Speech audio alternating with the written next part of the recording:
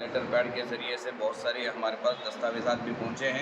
अल्हम्दुलिल्लाह बागलकोट शहर के अंदर भी यहाँ भी चाँद देखने का अहतमाम किया गया, यहाँ भी चाँद नज़र नहीं आया।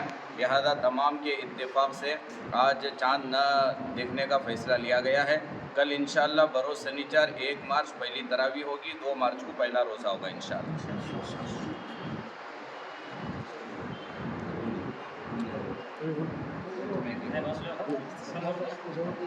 ठीक बोलो सर। बिस्मिल्लाहिर्रहमानिर्रहीम। अल्हम्दुलिल्लाहि रब्बिल आलमीन। तौफीक इलाही से हम यहाँ पर जमा हुए थे चाँद की शहादत को लेकर, मगर दूर और नज़दीक कहीं से भी चाँद की शहादत की कोई ख़बर नहीं आई।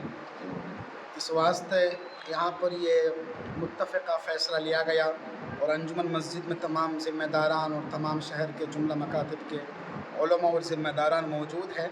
तमाम की मौजूदगी और तमाम की सहमति से ये फ़ैसला तय पाया है कि इंशाअल्लाह ताला आज तरावी नहीं बल्कि कल तरावी की नमाज़ होगी, यानी कि 1 मार्च की 1 तारीख से इंशाअल्लाह ताला तरावी होगी, 2 मार्च को पहला रोज़ा इंशाअल्लाह।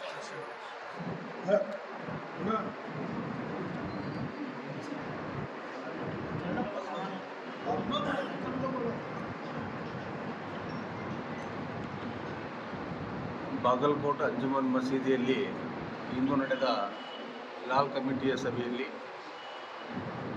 2024-25ರ ರಂಜಾನ್ ಹಬ್ಬದ ಪ್ರಯುಕ್ತ ಭಾರತ ದೇಶದಲ್ಲಿ ಎಲ್ಲಿಯೂ ಕೂಡ ಚಂದ್ರ ಕಾಣಿಸದೇ ಇರುವುದರಿಂದ ಈ ವರ್ಷದ ರಂಜಾನ್ ಹಬ್ಬದ ಪ್ರಾರಂಭವನ್ನು ನಾಳೆ ಶನಿವಾರ ಪ್ರಥಮವಾದ ತರಾವಿಯನ್ನು ಮಾಡಲಾಗುವುದು. ಪ್ರಥಮ ರೋಜಾವನ್ನು ರವಿವಾರ ದಿವಸ ಆಚರಿಸುವುದೆಂದು ಈ ಮೂಲಕ ಹಿಲಾಲ್ ಕಮಿಟಿಯಿಂದ ಹಾಗೂ ಅಂಜುಮನ್ನ ಶಿಕ್ಷಣ ಸಂಸ್ಥೆಯ ವತಿಯಿಂದ ಪ್ರಕಟಣೆಯಲ್ಲಿ ತಿಳಿಸಲಾಗಿದೆ.